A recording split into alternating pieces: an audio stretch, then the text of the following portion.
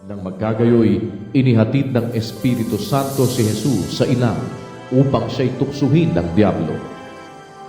At nang siya'y makapag-ayunong 40 araw at 40 gabi, sa wakas ay nagutom siya. At ang manunukso ay dumating at nagsabi sa kanya, "Kung ikaw ang anak ng Diyos, ay pag-utos mo na ang mga batong ito ay maging mga tinapay." Datapwat siya'y sumagot at sinabi, "Nasusulat, hindi sa tinapay lamang mabubuhay ang tao, kundi sa bawat salitang lumalabas sa bibig ng Diyos." Nang magkagayoy, dinala siya ng diablo sa bayang banal at inilagay siya sa taluktok ng templo.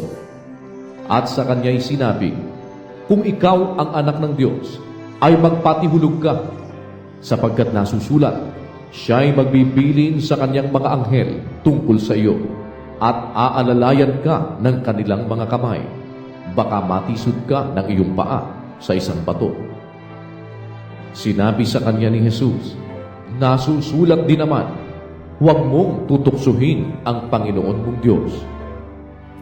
Muling dinala siya ng diablo sa isang bundok na lubhang mataas at ipinamala sa kanya ang lahat ng mga kaharian sa sanglibutan at ang kaluwalhatian nila.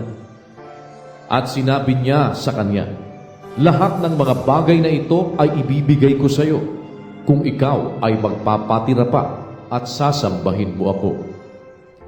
Na magkagayoy, sinabi sa kanya ni Jesus, "Humayo ka, Satanas, sapagkat nasusulat, sa Panginoon mong Diyos sasamba ka, at siya lamang ang iyong paglilingkuran."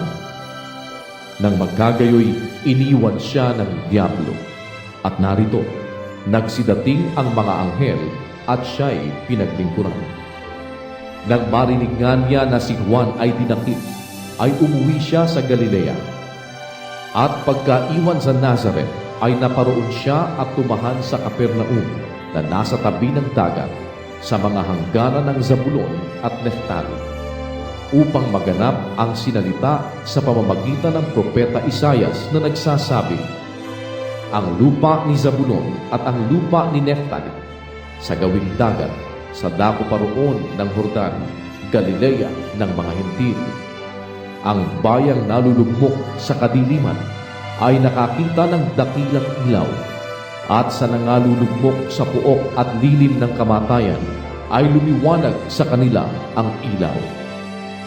Mula noon ay nagpasimulang mangaral si Jesus at magsabi, "Mangagsisi kayo, sapagkat malapit na ang kaharian ng langit." At sa paglalakad niya sa tabi ng dagat ng Galilea, ay nakita niya ang dalawang magkapatid, si Simon na tinatawag na Pedro at si Andres na kanyang kapatid, na inihuhulog ang isang lambat sa dagat, sapagkat sila'y mga mamamalakayan. At sinabi niya sa kanila, "Magsusunod kayo sa hulihan ko, at gagawin ko kayong mga mamamalakayan ng mga tao." At pagdakay, iniwan nila ang mga lambat at nagsisunod sa kanya. At paglakad sa dako roon, ay nakita niya ang dalawa pang magkapatid, si Santiago na anak ni Zebedeo at ang kanyang kapatid na si Juan, sa daong na kasama si Zebedeo na kanilang ama, na nagsisipaghayuma ng kanilang mga lambat, at sila'y kaniyang tinawag. At pagdakay, iniwan nila ang daong at ang kanilang ama, at nagsisunod sa kanya. At nilibot ni Jesus ang buong Galilea, na nagtuturo sa mga sinagoga nila, at ipinangangaral ang ebanghelyo ng kaharian, at nagpapagaling ng lahat ng saring-saring sakit at ng lahat ng karamdaman na nasa mga tao. At lumaganap ang pagkabantog niya sa buong Syria, at kanilang dinadala sa kanya ang lahat ng mga may karamdaman at ang mga pinipighati ng sari-saring sakit at pahirap, at ang mga inaalihan ng mga demonyo, at ang mga himatayin, at ang mga lumpo, at sila'y pinagagaling niya.